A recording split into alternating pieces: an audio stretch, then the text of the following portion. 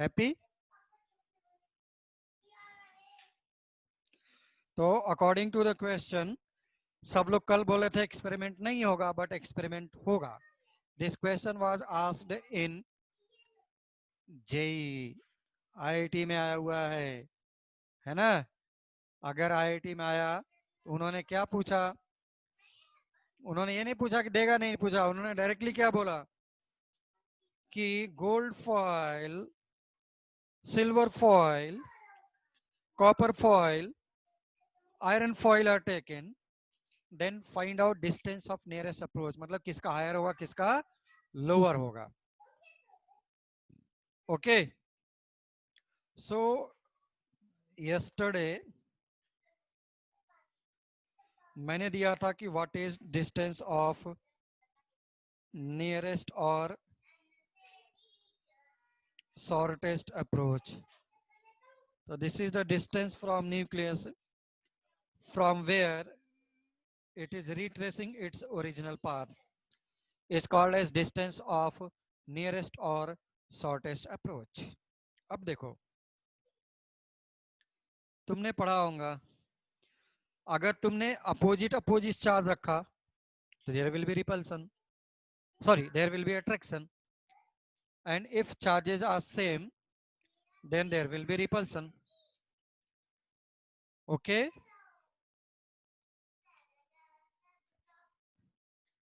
तो अब alpha is having positive charge. कल हमने इसका प्रॉपर्टी बताया था. This is alpha particle. Alpha particle is positively charged. तो पॉजिटिव पॉजिटिव में there will be strong repulsion. Okay. तो अब अगर तूने पॉजिटिव चार्ज का वैल्यू इंक्रीज किया, अगर पॉजिटिव चार्ज का वैल्यू इंक्रीज किया, तब क्या होगा? There will be repulsion.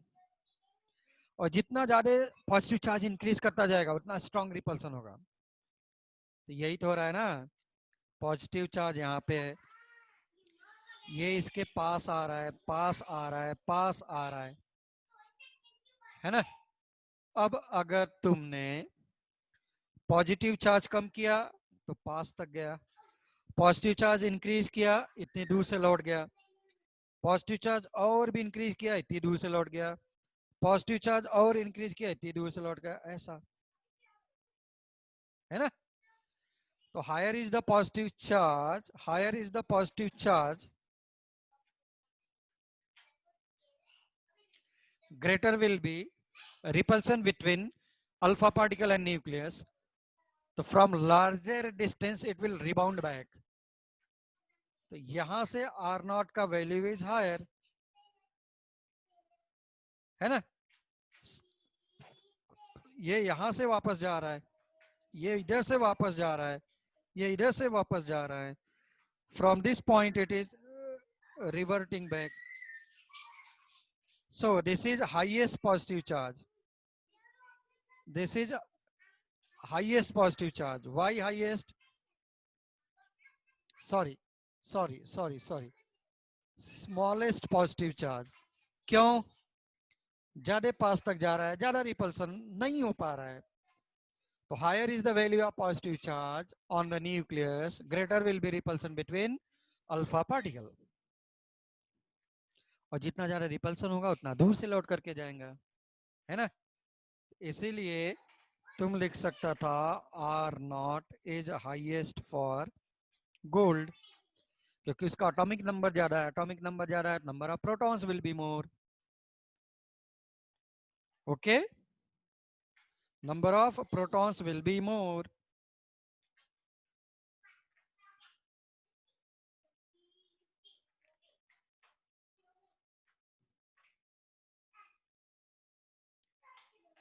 ऐसा. ओके, बोलो please. R naught is highest. तो एक्सपेरिमेंट सब में होगा, एक्सपेरिमेंट सब में होगा, ठीक है ना? बट क्या था, हमने गोल्ड फॉइल को लेकर के एक्सपेरिमेंट किया है.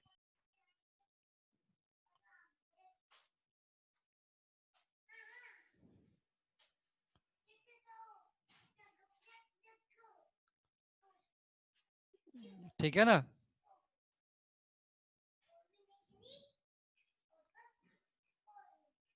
तो shall I move forward?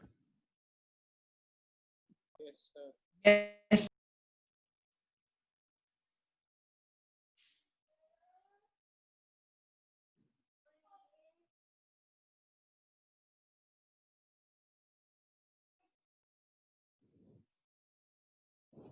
चलो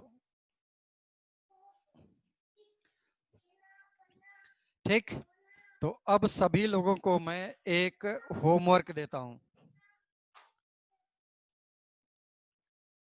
हाँ, Vedang is saying, can you repeat the lesson reason for taking gold foil? Yes, gold foil first। Gold always क्या रहा है, लोगों ने यूज किया है ऑर्नामेंट्स। उसकी मेलेबिलिटी सबको पता रहता है। तो उस टाइम पे availability as well as malleability, ठीक, कन्वर्टिंग इनटू थिन फॉयल, ये सब इजी था, इसलिए हम लोगों ने ले लिया था। और ऐसा नहीं था कि आयरन को नहीं कर सकता था। उन्होंने एक्सपेरिमेंट आयरन को लेकर के किया है, तो हम लोग भी उनको सॉरी गोल्ड को लेकर के किया है, तो हम लोग भी गोल्ड को ही लेकर बोल रहे हैं। ठीक, ऐसा नहीं था। You can do it with any other metal also, any other metal also।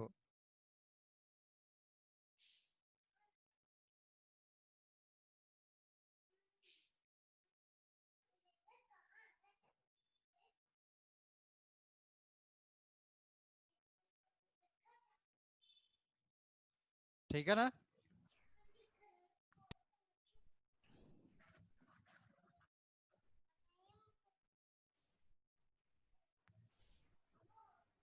चलो,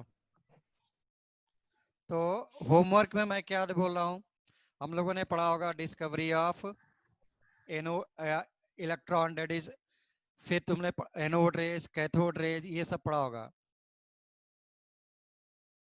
पढ़ा है कभी? Ninth class, please. No, sir.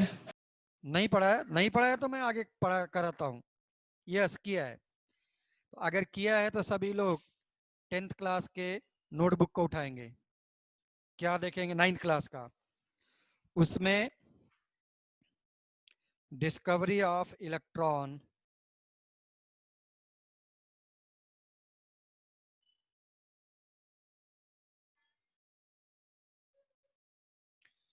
क्या करेंगे, और सब लोग अपने कॉपी में लिखेंगे भी। हाँ, कैथोड रेज,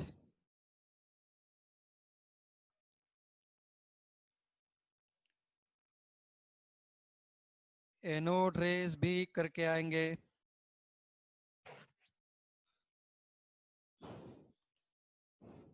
अब देखो, थोड़ा सा मैं ब्रीफ आइडिया दे देता हूँ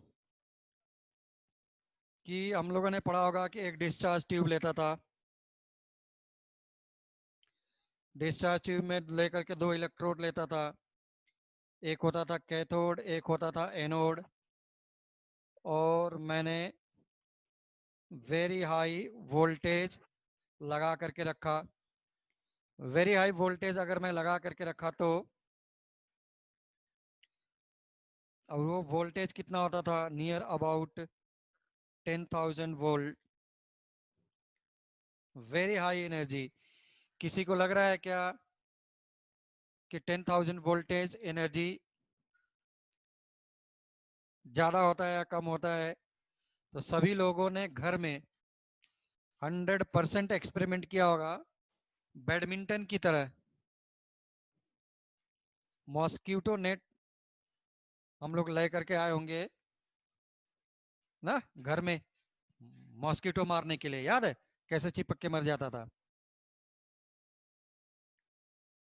अगर ले करके आया और तूने और भी एक्सपेरिमेंट किया होगा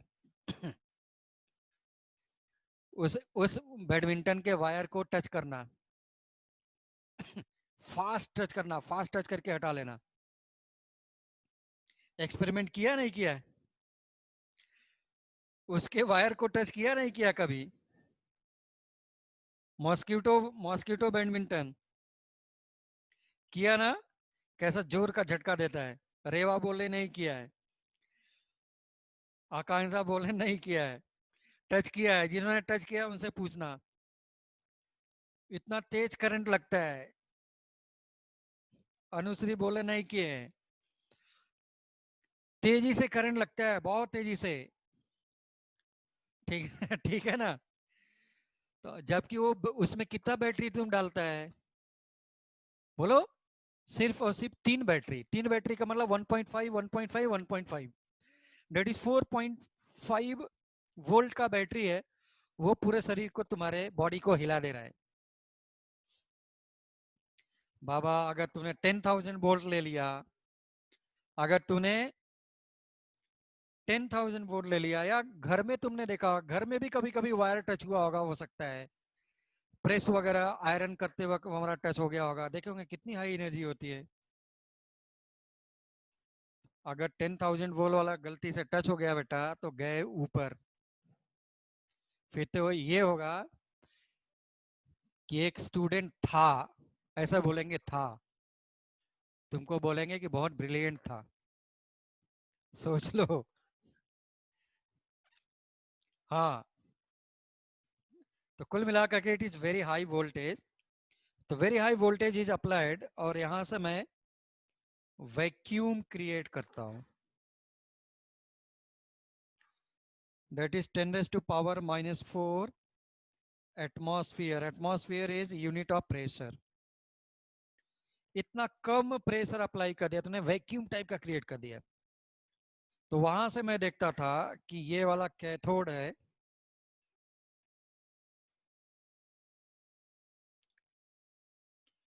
और ये वाला क्या होता था, इधर वाला एनोड होता था। तो cathode and anode, anode is negative, cathode is positive. तो ये देखा गया था, यहां से स्ट्रीम ऑफ रेज निकल करके जाना स्टार्ट कर दिए थे।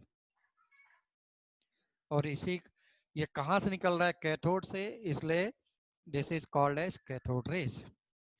तुमको कैसे पता चल गया कि रेस निकल करके आ रही है? तो फिर से हमने क्या किया था, जो एनोड वाला पोर्शन पीछे वाला है, यहां से इसके बाद फिर से क्या किया है तुमने, इधर कोटिंग कर रखा है, ग्लो करेगा। इसी प्रिंसिपल पर बेस्ड, इसी प्रिंसिपल पर बेस्ड, यस ड्रॉ कर लो और भी अच्छा है ना। तुम घर से भी करके लाना, ये तो मैं बता रहा हूँ, एक तरह से बता रहा हूँ, तब पर भी एक्सप्लेन ही कर रहा हूँ ईच एंड एवरीथिंग। ग्लो क्यों कर रहा है, इसी पर बेस्ड पिक्चर ट्यूब होता है टीवी का। तुमने पिक्चर ट्यूब देखा होगा, डेफिनेटली देखा होगा। पिक्चर ट्यूब किसको बोलते हैं? इलेक्ट्रॉनिक शॉप पे जरूर गए होंगे सब लोगों ने, और इलेक्ट्रॉनिक शॉप पे देखा होगा टीवी का पार्ट खुला हुआ, ऐसे टीवी रहता है, ये फैंसी लगने के लिए इधर का प्लास्टिक वगैरह लगा दिया। बट मेन तो हमारा ये है पिक्चर ट्यूब, ऐसा देखा होगा सब लोगों ने जरूर। ये स्क्रीन है, स्क्रीन के ऊपर कोटिंग है फ्लोरोसेंट मटेरियल्स का। अपने पापा से पूछना कि उन्होंने टीवी कैसा देखा था। उन्होंने टीवी वाइट, कोई कलर नहीं होता था, वो वाला देखा होगा। and white. हाँ, ब्लैक एंड व्हाइट। फिर बाद में कलर टीवी आया, कलर टीवी के बाद हम लोग के पास प्रोजेक्टेड टीवी आया, प्रोजेक्टेड के बाद हम लोग के पास एलसीडी, लिक्विड क्रिस्टल डिस्प्ले आया, अभी प्लाज्मा वगैरह करके आ गया। ठीक है ना। यस। तो ये वही है, तूने कंप्यूटर पर भी जो देख रहा है ना, ये पीछे ऐसा निकला रहता है, वही चीज है।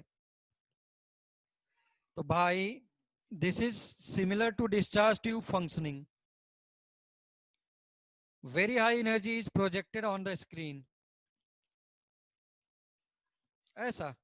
और जब ये ग्लो करेगा तो मल्टी कलर्स हमको दिखाई देते हैं स्क्रीन पर टीवी के। That is similar to discharge tube. Yes, curved रहता है। इसी कर्व को तो खत्म करने में 20 25 30 साल लग गए बेटा। तुम लोग को बिलीव नहीं होगा, फर्स्ट टाइम जो प्रोजेक्टेड टीवी, बिल्कुल सूटकेस जैसा, ये फ्लैट स्क्रीन दिखाई दे रहा है, ये फ्लैट स्क्रीन हम लोग के आईआईटी बॉम्बे में 2002 में इसका एग्जीबिशन लगाया था फिलिप्स वालों ने इन टेकफेस्ट। टेकफेस्ट आईआईटी बॉम्बे का टेक्निकल फेस्टिवल है, अगर तुम लोग को मौका मिले तो जरूर जाना चाहिए। हर बार होता है तो इस बार भी होगा। वो नवंबर दिसंबर के आसपास होता है। अगर कोरोना का अगर कोरोना का खत्म हो जाता है तो डेफिनेटली घूम करके आएंगे। 3 दिन का रहता है। You can participate in that. Please go to IIT Bombay tech fest festival. Fest is festival, technical festival है टेक फेस्ट। और चाहो तो तुम उसमें पार्टिसिपेट भी करो। बहुत सारे there are lot of competition is going on. तो चूज करो, उसमें से जाकर के पार्टिसिपेट करो। एक दिन घूम करके आओ, क्या प्रॉब्लम है। आईआईटी बॉम्बे का सर्टिफिकेट लेकर के आओ पार्टिसिपेशन का, कि पार्टिसिपेटेड इन द कंपटीशन। ठीक है ना। तो वो फिलिप्स वालों ने लगाया था, उसकी कीमत उस टाइम पर 1-1.5 लाख रुपए के करीब थी। ठीक है, अभी भी है, लेकिन अभी क्या होगा, 20-20, 25-25 हजार में भी मिलने लग गए ना छोटे छोटे टीवी फ्लैट। चलो कोई बात नहीं। प्रोजेक्टेड टीवी पीछे सुटकेस टाइप का ऐसा पहले नहीं था। पहले फ्लैट स्क्रीन आया, फ्लैट स्क्रीन के बाद projected LCD, projected plasma. Plasma के बाद देखेंगे क्या होगा आगे। चलो भाई, प्लीज प्लीज प्लीज देखो, इधर देखो सभी लोग। इसके प्रॉपर्टीज क्या थे। This is travelling in straight line. Properties number 1, travelling in straight line. मैं इस साइड कर देता हूं। It is travelling in straight line. How can you say it is travelling in straight line. मैंने बीच में कुछ ऐसा मटेरियल रख दिया, उसका शैडो इधर बन रहा है, बिल्कुल ऐसा ही। ठीक, शैडो बन रहा है, इसलिए स्ट्रेट लाइन। फिर क्या बोलता है, it is particle nature. Travelling in straight line, it is having particle nature. Particle का मतलब 1 2 3 तुम काउंट कर सकता है। कैसे।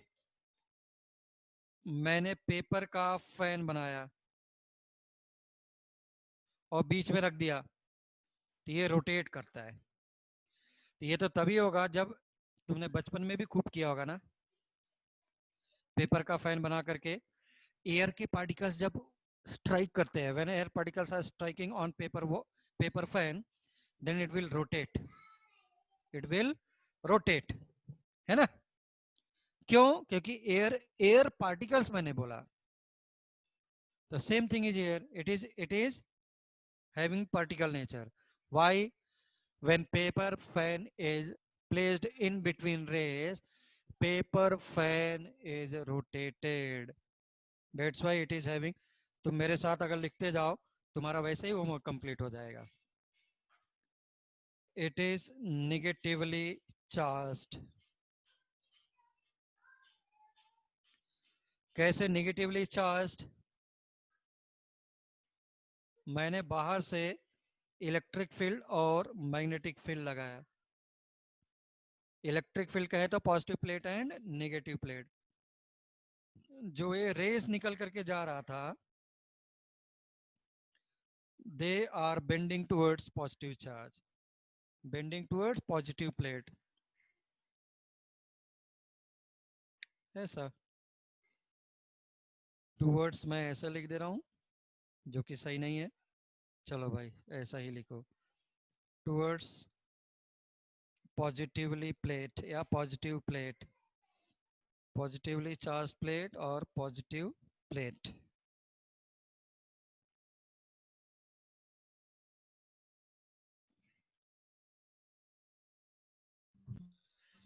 Next, it is having heating effect.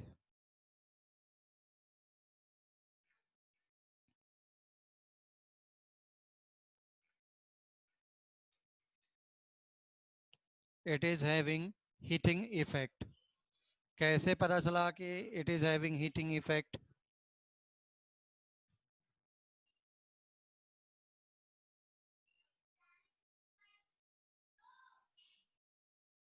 मैंने क्या किया, मेटल ब्लॉक रख दिया, मेटल का ब्लॉक रख दिया, और मेटल का ब्लॉक रखने के बाद मैंने टेम्परेचर मेजरमेंट के लिए लगा रखा था, तो ये क्या होता जा रहा है, हॉट हो जा रहा है। ठीक, when metal block is placed in between rays, when metal block is placed in between rays, then it become hot.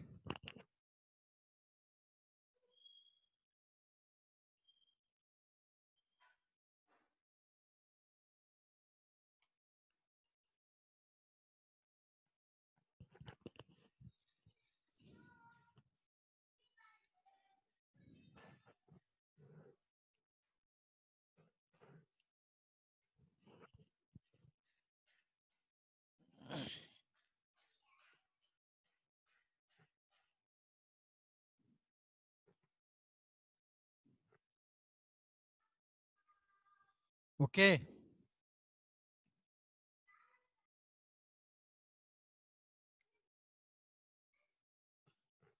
चलो भाई next one, fifth one, when, मैं एक बता दे रहा हूं, दूसरा उसी से पहले लिख कर लेना। When hard metal like tungsten is placed, then X-rays are produced.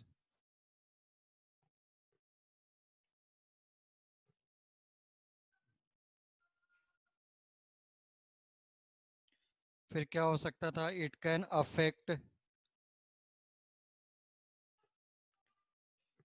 affect photographic plate,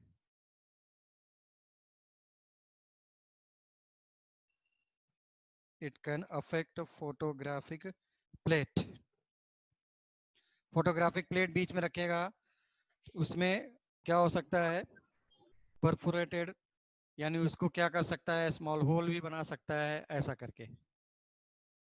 क्यों, because of very high speed.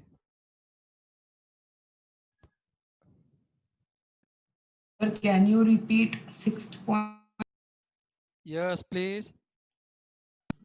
Can you repeat sixth? हाँ, six one, it can affect photographic plate, it can affect photographic plate means whenever photographic plate is placed in between cathode rays, it can affect it.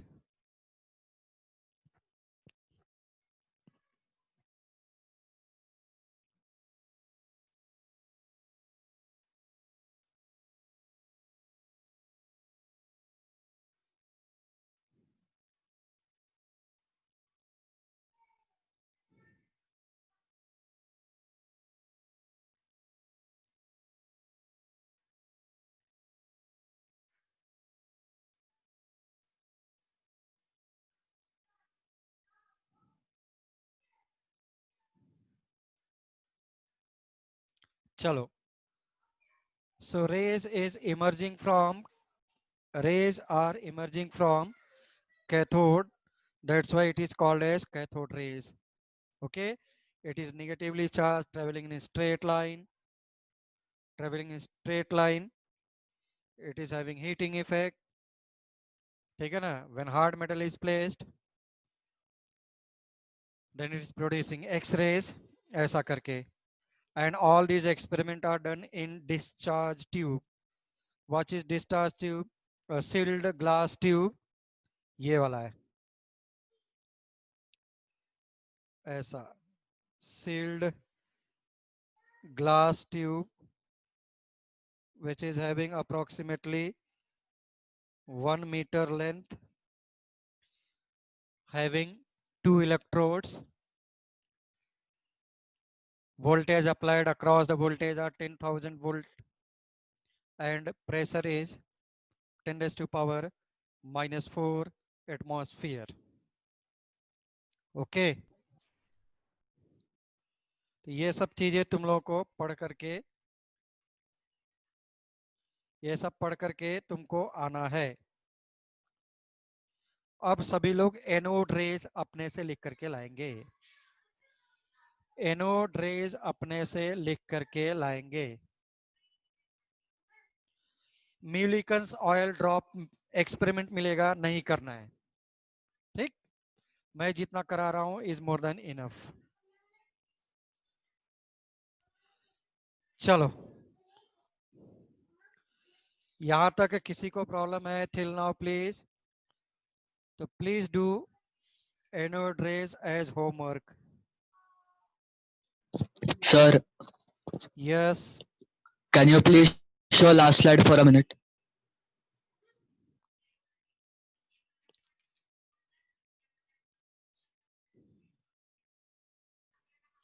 Thank you, sir. हाँ,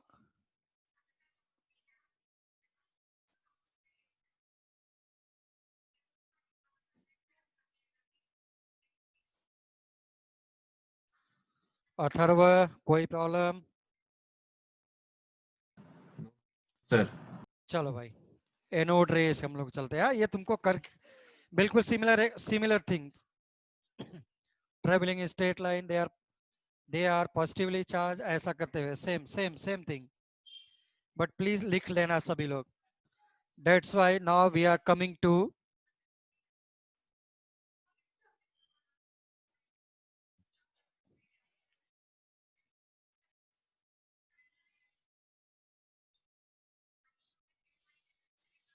electromagnetic raise.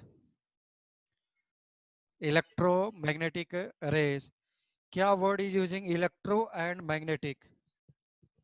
ठीक, तो ये तुम अभी 12th class में जा करके पढ़ोगे। Electric field, magnetic field, physics में कम से कम दो महीने about electric field, about magnetic field. अभी सिंपली एक वर्ड आया है electromagnetic. whenever electromagnetic rays are present, so they are always perpendicular to each other. अब परपेंडिकुलर में दिखा नहीं सकता था रेज में, इसलिए ऐसा दिखाया। सपोज अगर ये इलेक्ट्रिक फील्ड है तो ये क्या रहा होगा? मैग्नेटिक फील्ड रहा होगा। कोई जरूरत नहीं है कुछ कहने और करने की। ठीक, they are perpendicular to each other, ऐसा दिखा दिया गया है सिर्फ। तो रेज जो भी है ना, रेज अपनी लाइट का कुछ ऐसा ही इनका मूवमेंट है। सब सिर्फ एक वर्ड मैं यूज कर रहा हूं। तो मैं लिख सकता था they are travelling in wave form. They are travelling in wave form. वो क्यों ऐसा कर रहा हूं?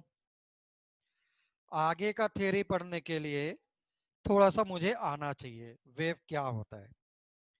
तो they are travelling in wave form, wave form ऐसा।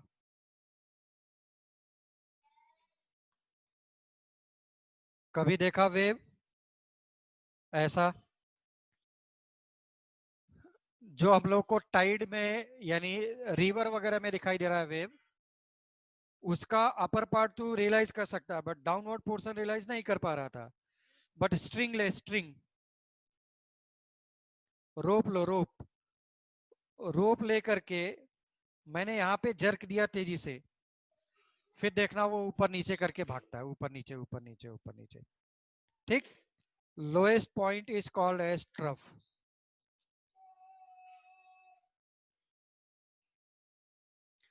Highest point is called as, highest point is called as, बोलो, crest. So distance between two nearest crests or troughs, किसी का भी हो सकता था। In between trough and trough, in between crest and crest, is called as wavelength. So please draw the figure. Draw the figure. तुम ये वाला directly चाहो तो फिगर करो. Yes, lambda, lambda, lambda. So first definition of wavelength, that is lambda. ये क्या है? Distance between two nearest, distance between two nearest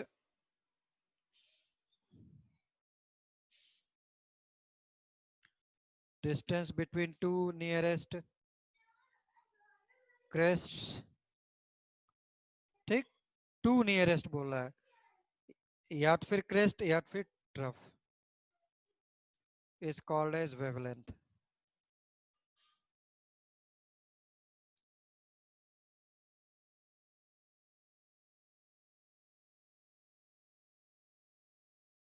Is called as wavelength, that is lambda, LEMBDTA, lambda.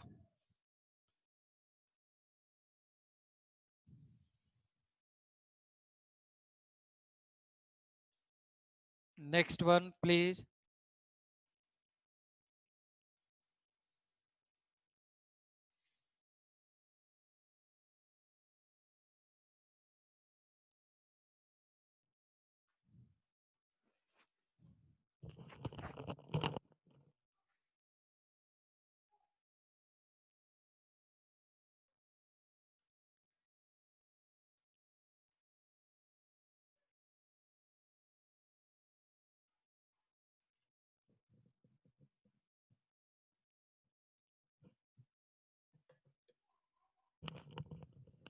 Note कर लिया सबने please. Next one is frequency.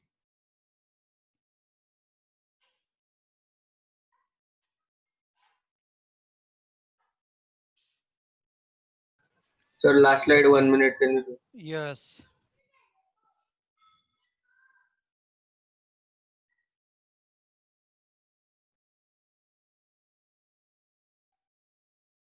Yes, done. Next one is frequency. कैसे denote करता हूं? New से. तो wave form की properties क्या हो गए? फ्रीक्वेंसी होता क्या है? देखो फ्रीक्वेंसी हम लोग बोल रहे, सपोज तुमको पनिशमेंट के लिए बोल दिया गया, आर्मी में हो तुम, कुछ तो गड़बड़ किया, बोला 50 राउंड लगाओ. 50 राउंड उन्होंने बोला. तो अगर तुमको बोल दूं कि 10 मिनट में कितना राउंड लगाया, सपोज 10 मिनट में उन्होंने 2 राउंड मार दिया, फ्रीक्वेंसी इज 2.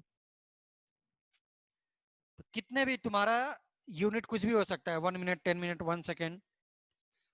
तुम्हारे घर में फैन लगा है सभी के ऊपर, देखो मतलब फैन ऊपर ही लगा है, ऊपर देखो 1 सेकेंड में कितना रोटेट कर रहा है. सपोज 1 सेकेंड में उन्होंने 5 रिवोल्यूशन लिया, दैट इज फ्रीक्वेंसी. तो नंबर ऑफ साइकिल्स पर मिनट हम लोग बोल सकते थे, नंबर ऑफ साइकिल्स पर मिनट, पर सेकेंड, ऐसा. तो वेटल विल बी पर सेकेंड, नंबर ऑफ साइकिल्स पर सेकेंड. भाई रेडियो सुनते हैं? रेडियो खूब बोलते हैं, 92.3 FM. वो क्या है? इतना किलो हर्ट्ज है, इतना किलो हर्ट्ज है. This is a unit of frequency, पर सेकेंड, पर सेकेंड, है ना? यस. तो अब हम लोग आते हैं, भाई मैं फैन घर में आए तो देखना उस पर लिखा रहता RPM, रोटेटिंग या रोटेशंस पर मिनट. मतलब 1 मिनट में कितना कितना रोटेट कर सकता है वो लिखा होगा. जितना रहेगा ज्यादा उतना बेटर रहेगा, है ना? रोटेशन पर मिनट।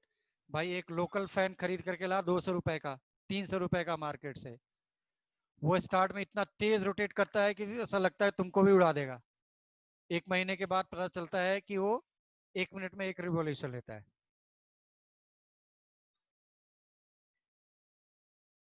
अगर तू दूसरी कंपनी का लेकर के आ तो वहां पे क्या रहेगा, पता चलेगा 2 4 10 साल तक वैसे का वैसा ही रहेगा। तो 1 सेकंड में कितना रोटेशन है इस कॉलेज फ्रीक्वेंसी। तो क्या हुआ, कैसे मैं मेजर करूंगा। मैंने यहाँ माइक्रोस्कोप लगा करके रख दिया, तो मैं लिख सकता था अब number of waves,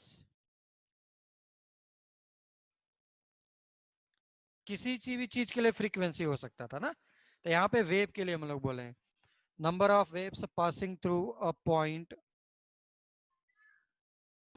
Sir, can we write number of waves per second? Number of Waves per second. आवाज नहीं आ रही बेटा मेरे पास, चैट में लिखो। यस, वेव्स पर सेकेंड बोल सकते हैं, बट ऐसा लिखना नहीं है, क्योंकि उनको क्या है, रिटन फॉर्मेट में हम लोग ऐसा पूरा डिटेल में लिखना रहेगा, अदरवाइज नंबर कट करेंगे। Number of waves passing through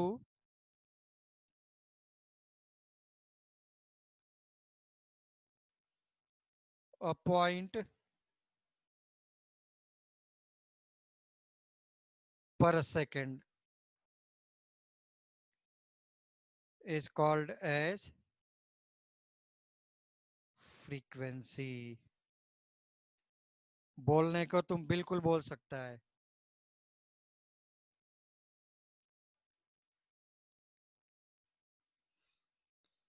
ठीक, which is denoted by nu, which is denoted by nu, which is denoted by nu per unit। yes,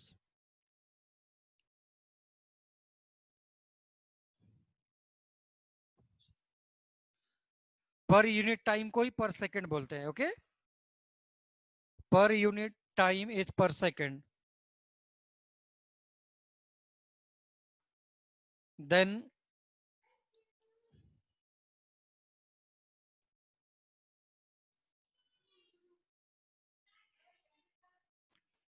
wave number is represented by nu bar, is represented by nu bar,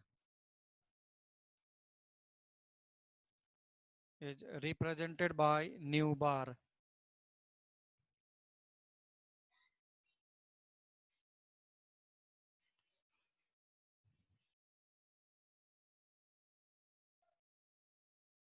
nu, nu nu।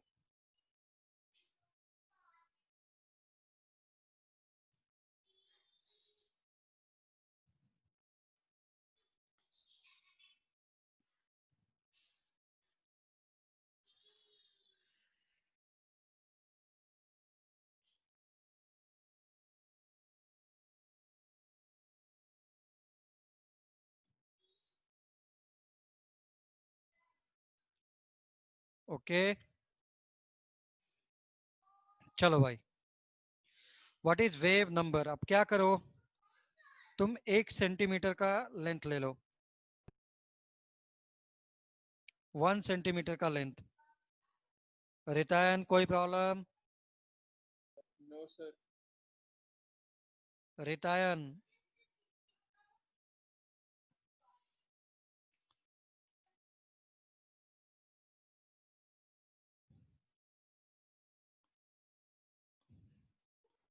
नहीं है problem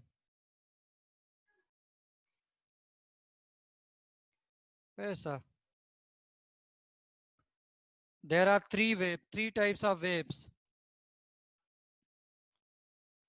three types of waves. ये देखो, एक इतना बड़ा है, एक इतना बड़ा है, एक इतना बड़ा है। इसका फ्रीक्वेंसी यानी वेवलेंथ इतना है, इसका वेवलेंथ इतना है, इसका वेवलेंथ इतना है. Suppose this is lambda 1, this is lambda 2, lambda 2, इसका lambda 3. किसके नंबर ऑफ वेव्स ज्यादा पास होकर के जाएंगे? lambda 1, lambda 2, lambda 3. Number of waves in 1 second. Number of waves किसके पास होकर के जाएंगे? Please tell me fast. Third. lambda 3. Yes, क्योंकि स्मॉल है ना, स्मॉल है. तो अब मैंने बोला कि number of waves, I am using word number of waves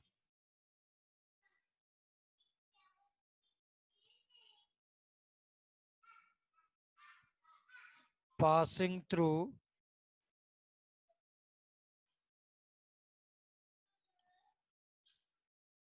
per unit length is called as wave number, which is represented by nu bar. Nu is frequency, nu bar is wavelength, sorry, wave number, and this is nothing but 1 by lambda. ये होता है 1 by lambda per unit length, per unit length.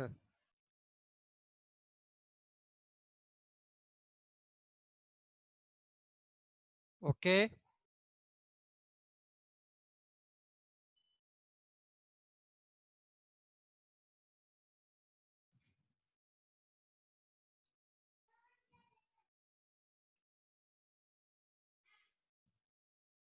Yes, done. Very good. 1 by lambda is nu bar. 1 by lambda is nu bar.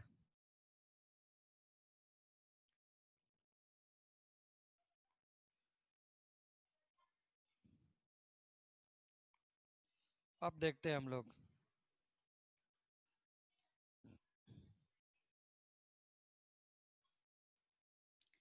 एक होता है ऐसे ही fourth one. अच्छा, cut कर दिया क्या? सॉरी.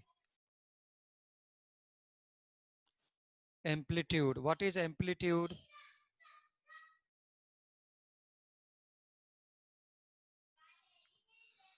तो this is the maximum distance travelled by wave in perpendicular direction. This is amplitude A. यहां के लिए बोला करते थे. हो गया. ठीक. तो maximum distance travelled by wave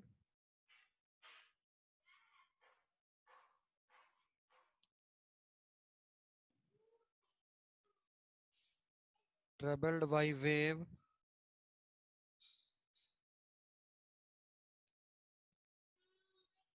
is called as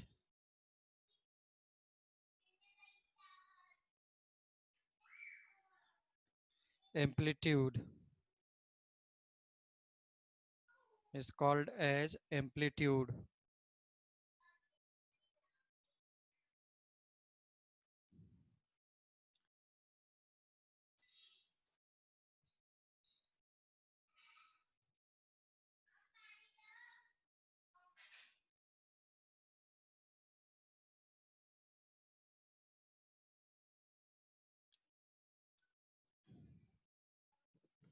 Okay, which is represented by a naught या a, दोनों करेक्ट है. a naught.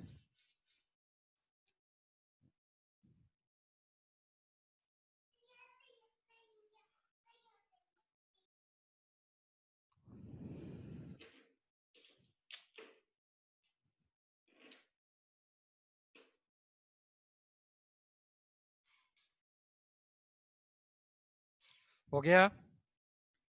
तो इसलिए मैं आता हूं मैक्स प्लैंक यानी प्लैंक्स क्वांटम थ्योरी।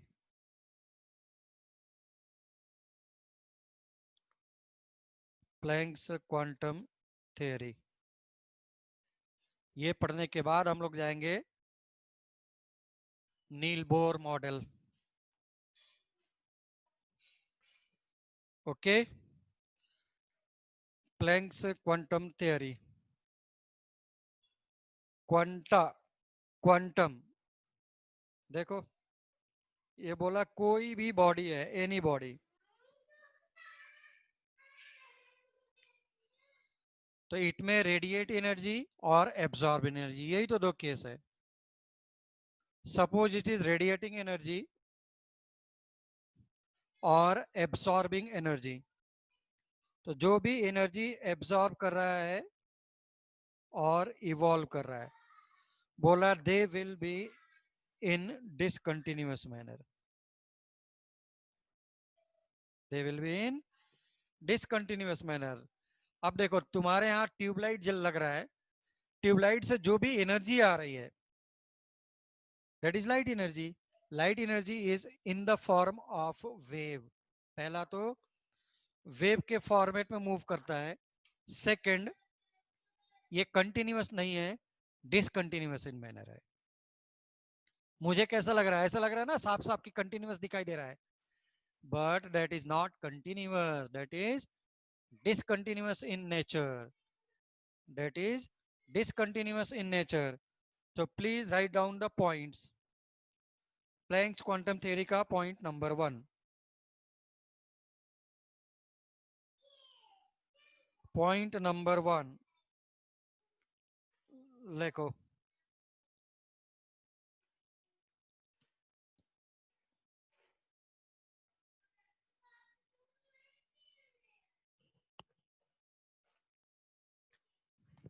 लिखो एनर्जी एब्सॉर्ब्ड और evolved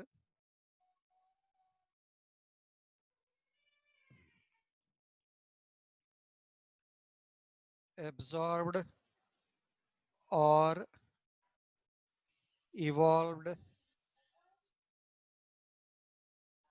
by any body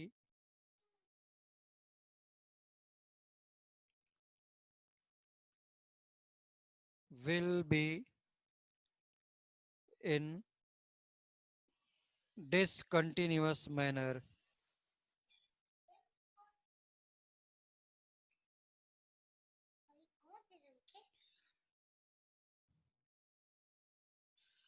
continuous नहीं है, डिसकंटिन्यूअस फॉर्म में है। It is in discontinuous manner. मुझे दिखाई दे रहा है कि it is continuous, but this is not continuous.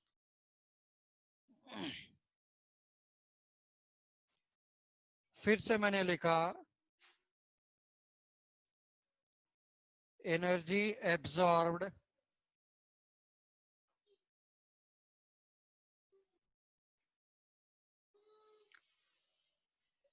और evolved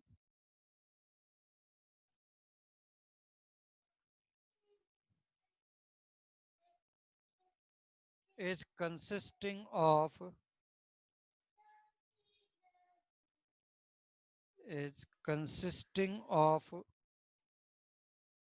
small packets or bundles of energy.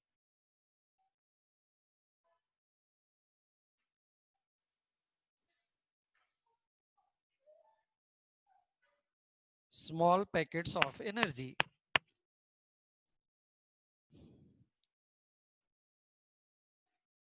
And these packets या फिर bundles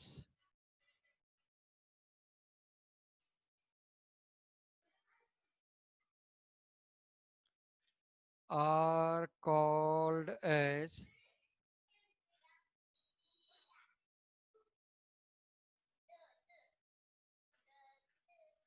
क्वांटा।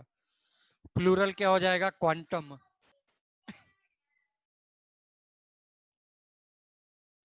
ठीक। if energy is especially light energy, if energy is specially light energy,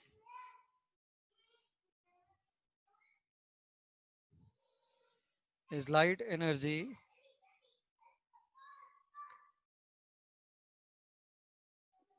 then they are called as photons. Quanta को ही क्या बोलने लग गया तुम? Photon. Quantum is the plural. Quantum is plural of quanta. तो जब भी एनर्जी कोई भी बॉडी रिलीज करेगा, तेरी भी बॉडी अगर सपोज एनर्जी रिलीज कर रही है daily, that is small packets of energy के फॉर्म में है, कंटिन्यूअस नहीं है. तुम उनको काउंट कर सकता है 1 2 3 4 5. तो आइंस्टाइन ने दिया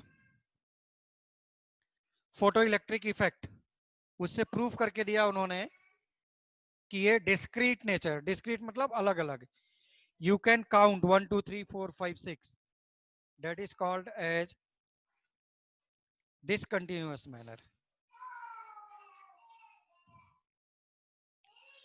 मैंने 5 मैंगोज लिया, 1 2 3 4 5, 1 2 3 4 5. अगर 1 2 3 4 5 है, you can count, they are separate body. Same thing, whatever is the energy released, whatever is the energy release is discrete, यानी अलग अलग है, डिसकंटिन्यूअस है. ये है इसका मीनिंग.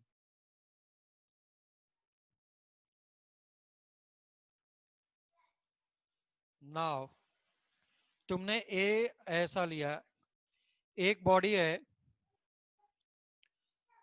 जो 25 पैकेट्स एक सेकंड में निकाल रहा है एनर्जी का, यानी फोटोन 25 फोटॉन्स एक सेकंड में. एक बॉडी ऐसा है जो 40 फोटॉन्स पर सेकंड निकाल रहे हैं. किसका एनर्जी ज्यादा निकलेगा, 40 वाले का या 25 वाले का? 25. This is frequency new 2, this is frequency new 1. किसका एनर्जी ज्यादा निकलेगा, 25 पैकेट्स पर सेकंड और 40 पैकेट्स पर सेकंड? नो प्रणव, नो रेवा. भाई जिसमें एक सेकंड में 40 पैकेट्स, अरे this photon is nothing but a mango. अगर मैं तुझसे एक सेकंड में 40 मैंगो लूं और किसी से एक सेकंड में 25 मैंगो लूं, कौन ज्यादा मैंगो खर्च कर रहा है? 40 वाला. Shravani square, Shravani square. इसका मतलब है निकल तो एनर्जी है ना, तो this is 40 packets of energy. तो you can write energy released or absorbed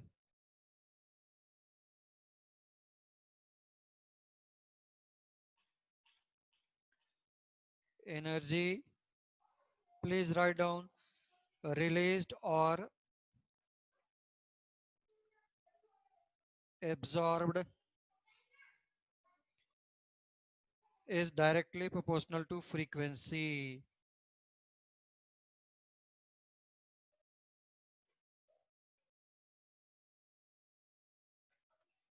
Is directly proportional, is directly proportional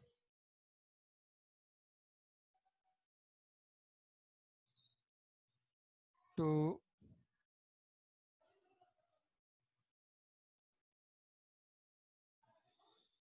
frequency मतलब E is directly proportional to nu.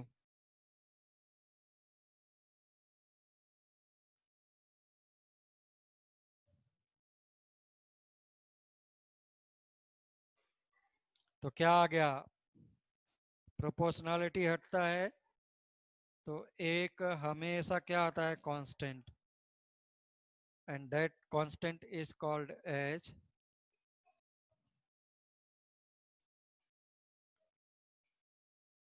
Planks constant. अब ये हर जगह यूज होता रहेगा, प्लैंक्स कांस्टेंट।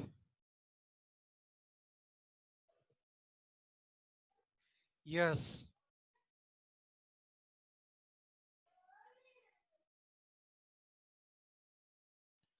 बहुत सारे हैं, फोटो इलेक्ट्रिक इफेक्ट इसी का एक पार्ट है।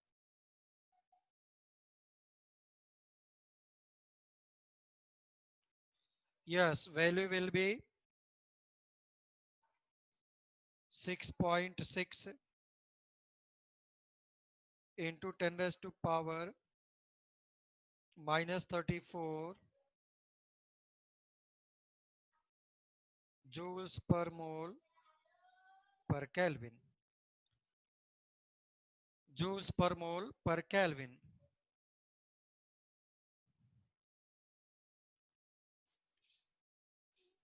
No, azimuthal quantum number is different.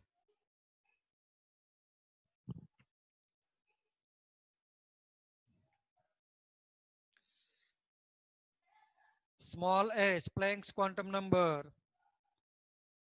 Azimuthal quantum number is totally different. Nothing to do with that, nothing to do with this value of h.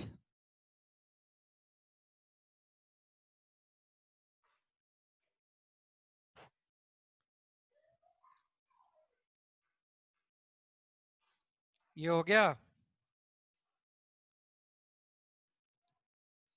अब सभी लोग पीछे जाओ।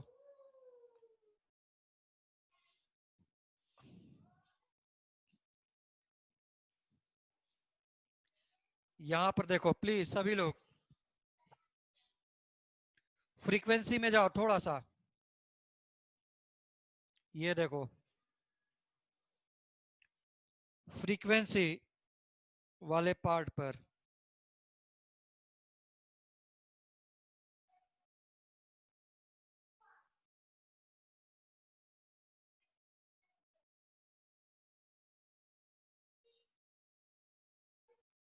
अब तुम लोग मुझे ये बताओ कि किसका फ्रीक्वेंसी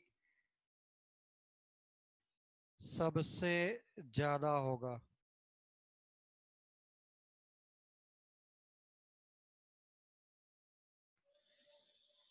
एक सेकेंड में किसके वेव्स ज्यादा पास होकर के जाएंगे, lambda 1, lambda 2, lambda 3, lambda 1, lambda 2, lambda 3, sorry lambda 1 ये है, सॉरी। किसके नंबर ऑफ वेव्स ज्यादा जाएंगे, लैम्डा 1, लैम्डा 2, लैम्डा 3। भाई लैम्डा 1 जाएगा, नॉट लैम्डा 3। क्यों? अरे जब तक ये 3 वाला एक वेव निकल करके जा रहा है इधर, तब तक तो देखो इसके पता नहीं कितने वेव्स रिपीट कर लिए। ये देख, वेव्स मतलब वेवलेंथ, ऐसा ऐसा। ओके, तो कुल मिलाकर के frequency is inversely proportional to lambda. हाँ है ना, जिसका वेवलेंथ ज्यादा उसका फ्रीक्वेंसी कम।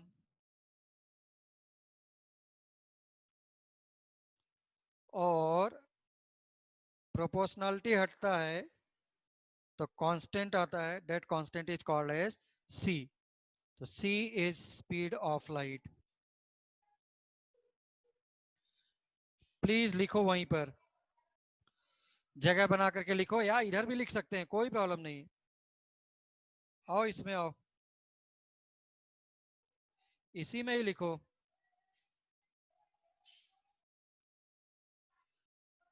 हालांकि ये किसका part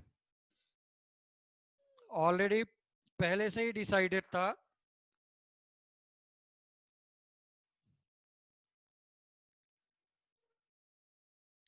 Already it was discovered that this is not the part of Planck's quantum theory. This is the properties of wave. इसलिए बेटर होगा कि वहीं पे लिखूं तो ज्यादा अच्छा है।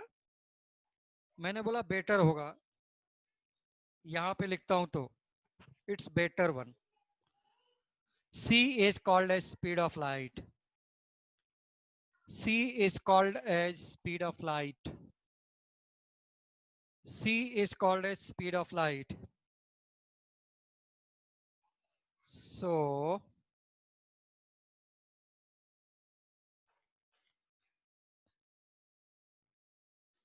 प्लैंक्स क्वांटम थ्योरी के लिए, so according to Planck's quantum theory, energy is h nu and nu is c by lambda. So you are having two formula, E equals to h nu in terms of frequency, c by lambda in wavelength form.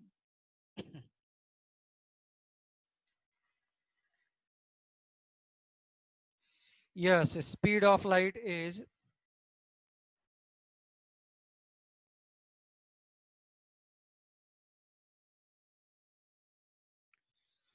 meter per second.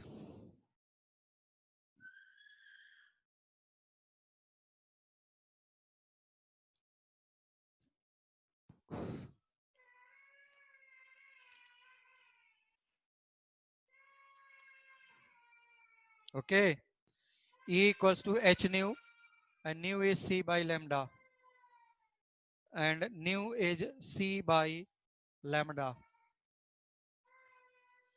Nu is c by lambda. So please एक problem को मैंने solve किया।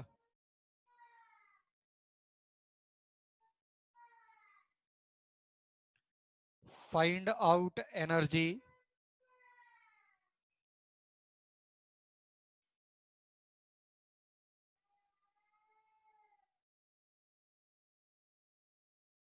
Of any source या body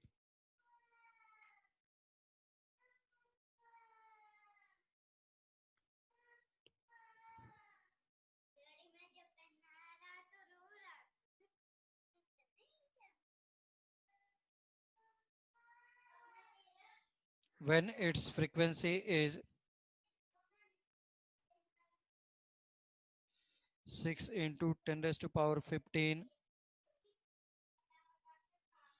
per second.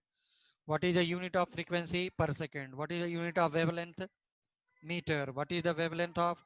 What is the unit of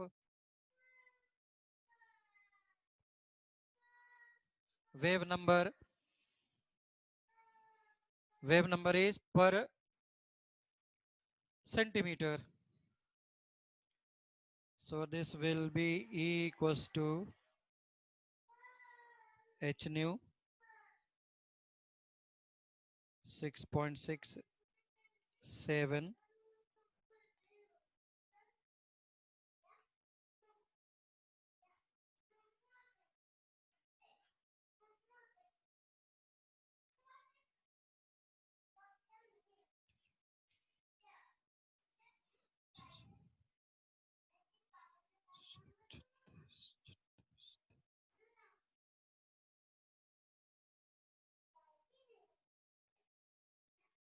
ऐसा।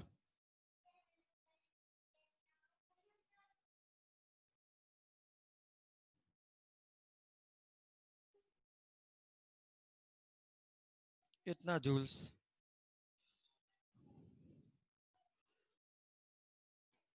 Joules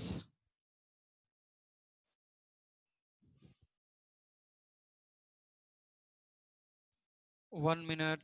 हमने इधर क्या लिखा है? जूल 1 मिनट भाई, 1 मिनट 1 मिनट प्लीज। यहाँ पे जूल्स पर सेकेंड होगा. I am extremely sorry. No, this is simply joules per second. This is simply joules per second. Please change it. Please change it.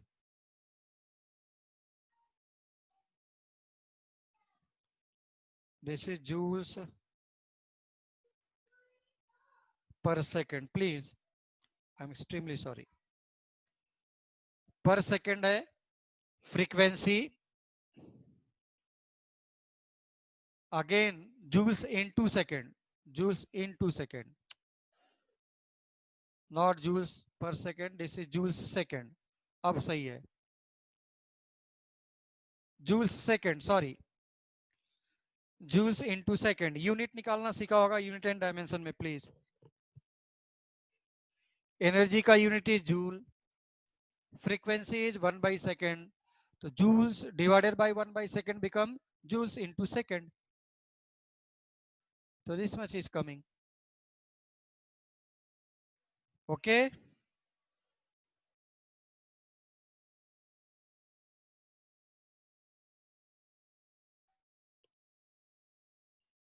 ठीक है. तो आज का lecture मैं यहीं पे स्टॉप करता हूं. इस वीडियो को बार बार देखो भाई. तुम देखो किसी भी कोचिंग में ऐसी अवेलेबिलिटी नहीं है. किसी भी में भी अवेलेबिलिटी नहीं है कि तुमको इसको बार बार तुमको देख सकते होगे. Please. You can see repeatedly. Thank you so much.